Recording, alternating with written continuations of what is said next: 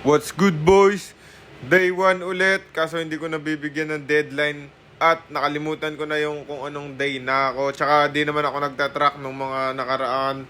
Kaya void na natin yung ginawa ko mga videos noon. Ulit, eto na ulit, day 1 na naman tayo. Magtatrack na ako ng tunay ngayon.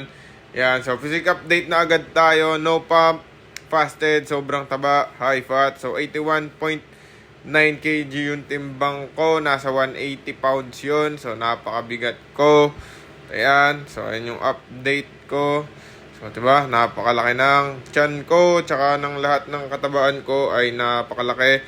So aalisin na natin yan, tunay na to ngayon, promise ko na yan, boy. So yan, paninindigan na natin to, tsaka yun, gusto ko na rin makita ulit yung physique ko na lean. Ayoko na maging mataba. Yan, diba?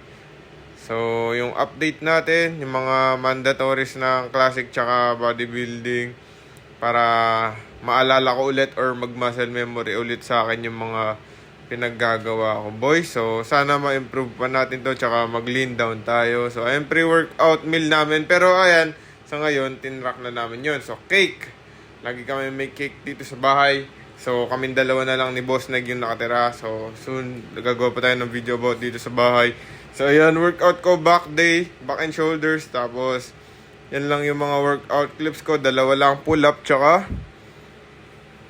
chest supported row. Tapos, 7:23, tapos na, umuwi na ako. Ayan yung meal ko, 2 eggs, 300 grams rice, 150 chicken. Tapos, boiled egg lang yan. Binababaw ko lang sa kanin. Paalam. Let's go. See you tomorrow.